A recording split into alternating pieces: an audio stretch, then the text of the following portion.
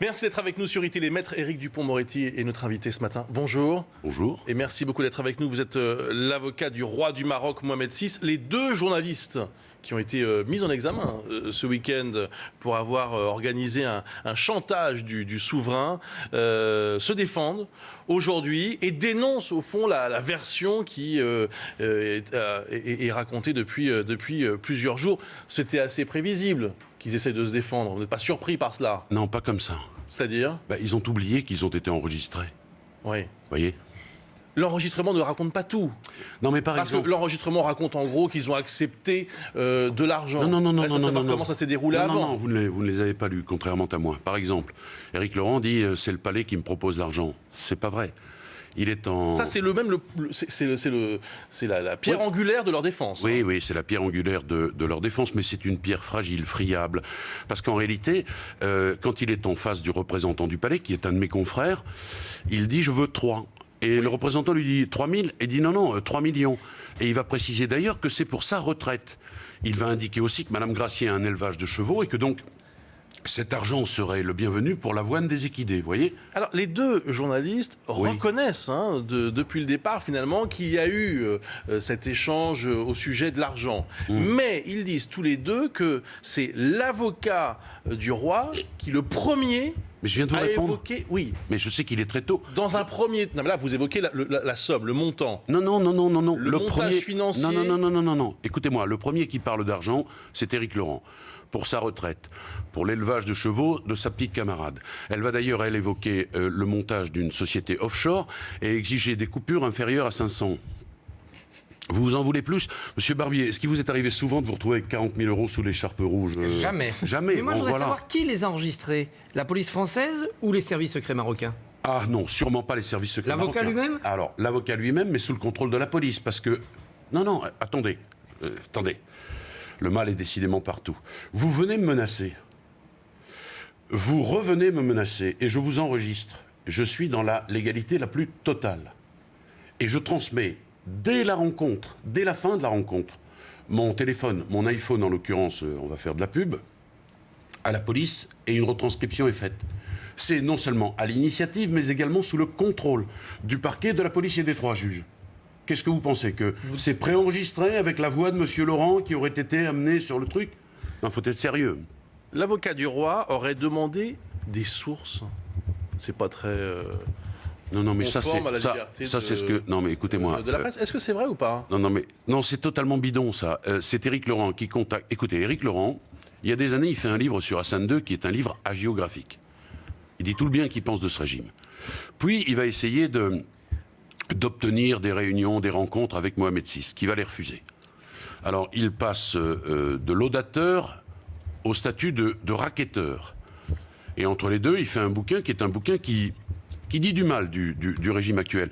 Et vous savez ce qu'il exprime dans la conversation, mais il a dû oublier les mots qu'il a prononcés. Sauf que les écrits restent et que les paroles, naturellement, s'envolent. Il dit, mais si je publie ça, c'est le chaos.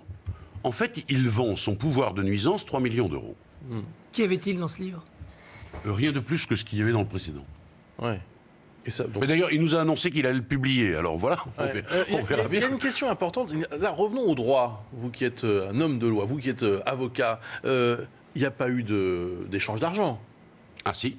Il y a eu de l'argent? Ah oui, sous le contrôle de la police, oui, une enveloppe de 80 000 répartie 40 000 chacun. Mais au fond... Et pardonnez-moi, et la signature d'un document au terme duquel il s'engage, ces journalistes, parce que vous dites ces journalistes, moi je dis titulaires d'une carte de presse, à ne pas publier leurs livres. C'est quand même parole contre parole tout ça, non? Ah pas du tout, monsieur Toussaint, je ne sais pas quel corporatisme vous pique. Ça n'est pas parole contre parole, c'est enregistré. Ils sortent du restaurant avec une enveloppe de 40 000, avec un document au terme duquel ils ne vont pas publier leur brûlot. Enfin, excusez-moi, parole contre parole, c'est singulier. Hein. Lorsque vous avez parlé pour la première fois de cette affaire, vous avez évoqué une piste terroriste. En tout cas, c'est le mot que vous avez utilisé, terroriste. Qu'est-ce que vous vouliez dire pour justifier Je vais m'expliquer. D'abord, je l'ai évoqué au conditionnel. Oui. J'ai dit que ça pouvait être simplement la vénalité. J'ai dit ensuite que nous avions un certain nombre d'éléments que nous allions transmettre de façon très loyale aux 3 magistrats instructeurs, à charge pour eux de vérifier ces éléments. Voilà, vous me permettrez un minimum d'attentisme. Vous n'êtes pas juge d'instruction. Je vais d'abord enfin, le mot est fort, quoi. Bon. Non, mais je vais d'abord transmettre ces éléments au juge d'instruction et ensuite nous verrons. Peut-être que cette piste ne donnera strictement rien. Non, je vous sens sceptique là. Vous me faites l'honneur de me montrer votre scepticisme, votre circonspection. Je vous dis que nous avons des J'ai encore le éléments. droit d'être sceptique ou j'ai plus le droit Mais j'ai le droit aussi. J'ai le droit aussi. À cause de mon corporatisme. Non, comme vous le j'ai disiez. le droit aussi d'exprimer au conditionnel. Poser des questions. Mais Je vous ai entendu. Mais j'y réponds Absolument. au conditionnel. Je vous dis que nous avons des éléments, que nous allons les transmettre et nous Ça verrons ce que ressemblait ça à un donne. effet de manche. C'est pour ça que je me suis permis de vous poser la Vous question. avez tort, je ne fais pas d'effet de manche. Regardez. Ouais. Marie Ouais. Conan. Catherine Gracier, ce matin, dans Le Parisien, qui a accordé un interview au Quotidien, elle dit quand même le livre était apocalyptique. Nous avions décidé de travailler sur la famille royale. Ces querelles, son train de vie. L'enquête a été difficile. Donc il y avait quand même quelque chose dans ce bouquin. Ben, on va voir, il va être publié ce bouquin, excusez-moi. Le problème, c'est pas de savoir ce qu'il y a dans le bouquin. Est-ce que ça a autorisé un chantage? Non mais pardonnez-moi, vous faites Non, du c'est pas du Non, tout. mais C'est Marie- pas du tout ce que je dis. Oui, mais moi, c'est ce que vous je avez dis. évacué quand Bruce vous a dit. Mais Qu'est-ce qu'il y avait dans le livre? Vous avez dit pas plus que les Mais, autres. écoutez, madame, pardonnez-moi, quand Monsieur Laurent négocie, parce qu'il négocie, que dit-il au représentant du roi? C'est enregistré. Il dit en réalité, je vends ma vision du Maroc à 360 degrés. D'ailleurs, il a raison de dire 360 degrés parce qu'au début, il considérait que le régime d'Hassan II était un régime merveilleux. On se posera d'ailleurs la question de savoir pour quelle raison cet homme est passé d'un merveilleux régime au pire. Bon. Le reste, moi, j'en sais rien, je ne l'ai pas lu ce bouquin, mais ça autorise pas à faire du chantage. Excusez-moi, c'est quand même ça l'infraction. C'est extorsion de fonds, chantage.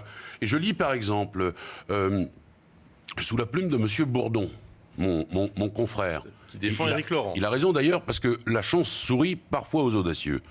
Il dit, mais c'est un stratagème et c'est un piège. Alors je vous explique. Vous venez chez moi le dimanche me menacer et vous m'annoncez que vous revenez le mardi. Le lundi, moi je préviens le parquet de Paris et la police. C'est un piège, ça? Enfin, on marche sur la tête. Est-ce qu'à votre connaissance, le roi du Maroc, le palais, a déjà acheté le silence de gens qui avaient des livres, qui voulaient dire des choses? À ma connaissance, pas du tout. Mais si vous avez des éléments là-dessus, non, c'est une question. publiez-les. Dernière question. Pourquoi être allé jusqu'à faire donner cet argent ça aurait pu s'arrêter un peu avant? Mais ça se fait sous le contrôle de la police, ça, monsieur Toussaint. D'accord, j'ai compris ça, mais Non, pourquoi aller vous jusque-là? n'avez pas compris. Je vais vous dire, ça se fait sous le contrôle du parquet, de la police et de 3 juges d'instruction. Parce qu'il faut un vrai flagrant délit. Parce que sinon, que se passe-t-il? Ils sortent, ils n'ont pas d'argent. Il est des journalistes pour les défendre et pour dire mais qu'il ne s'est sans doute rien passé. D'ailleurs, j'entends aussi qu'ils sont connus comme des gens parfaitement honnêtes. Je voudrais vous dire, ça n'est qu'une tautologie, mais qu'avant d'être malhonnête, on est toujours honnête. Oui. Non, Oui. nous, on est là pour vous poser des questions. Oui, mais moi, je suis là pour y répondre. Sinon, on vous accueille, on vous laisse dérouler. Non, C'est normal. Mais c'est aussi normal que... porter la contradiction. Mais si on reçoit Maître Bourdon, on lui posera aussi des questions désagréables. Mais j'en doute pas, elles ne sont pas désagréables, vos questions. Mais je suis là aussi pour y Non, répondre. c'est une affaire. Honnêtement, je dis ça aussi pour tous ceux qui Oui. nous regardent. C'est une affaire assez extraordinaire. Non, mais Donc les adverbes- ça suscite beaucoup de. Les adverbes sont inutiles. d'interrogations. Honnêtement, c'était inutile. Moi, je veux vous dire simplement que le bon sens est une vertu cardinale. Voilà, stop et fin. Ils ressortent avec 80 000 € dans la poche et ils signent un document dans lequel ils s'engagent à ne pas publier. Est-ce que vous avez déjà fait ça? Vous êtes journaliste? Non. Voilà. Eh ben voilà. Merci beaucoup, Maître Dupond-Moretti. Merci d'avoir été notre invité ce matin sur iTélé.